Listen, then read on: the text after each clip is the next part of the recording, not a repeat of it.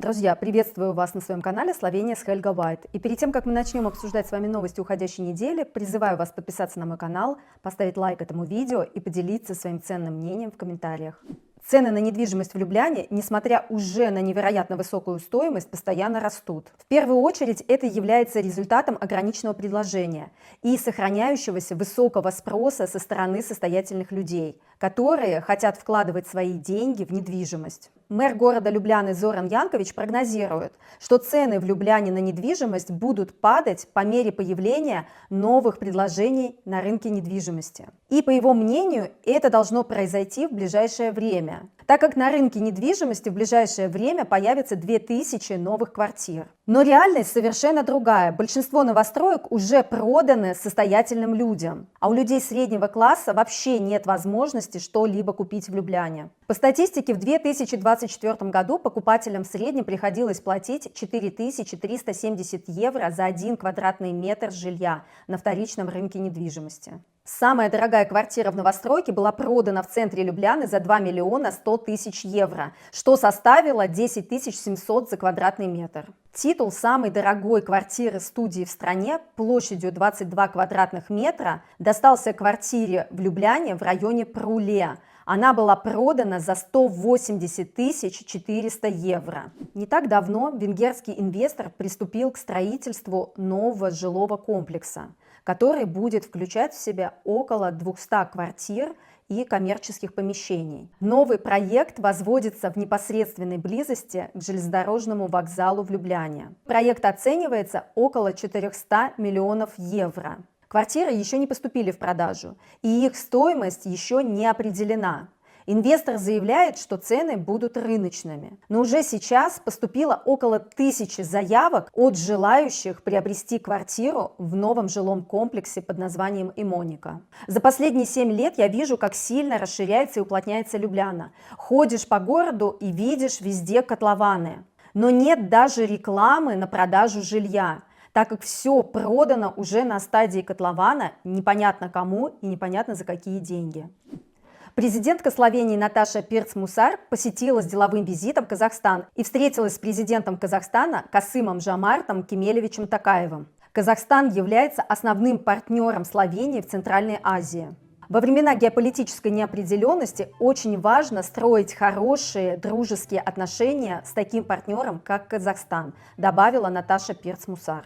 К огромному разочарованию словенцев Словению не включили в грандиозный европейский железнодорожный проект под названием Starline, который к 2040 году должен объединить железнодорожными путями 39 европейских стран, кроме Словении. Благодаря сети Starline поездка из Хельсинки в Берлин заняла бы чуть более 5 часов, тогда как сегодня на это расстояние потребуется целый день. К сети также будут подключены такие страны, как Турция, Великобритания и даже Украина, но не Словения. Европейские пассажиры смогут передвигаться в комфортных поездах со скоростью до 400 км в час. Только мне осталось непонятным, как можно проложить железнодорожный путь из Хельсинки до Берлина по суше.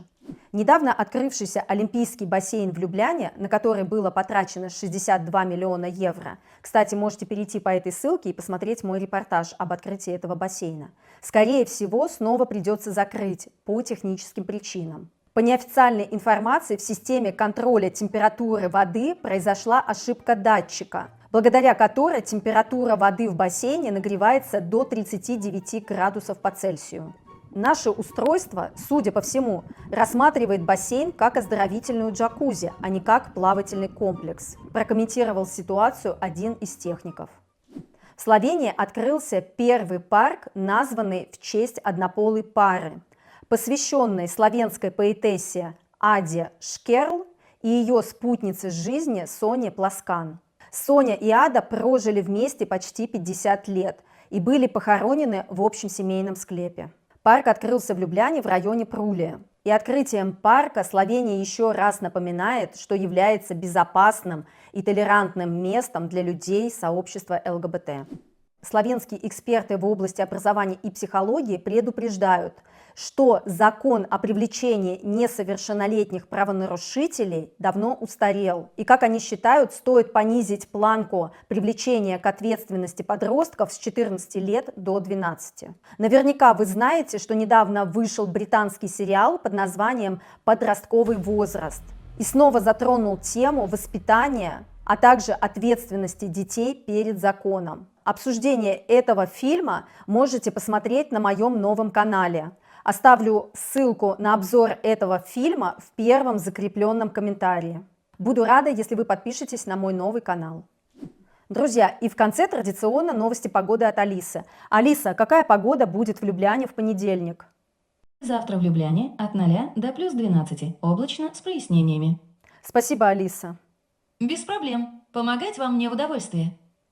Друзья, на этом мои новости подошли к концу. Не забывайте, пожалуйста, подписываться на канал, ставить лайки и делиться своим ценным мнением в комментариях. Пока-пока, до новых встреч!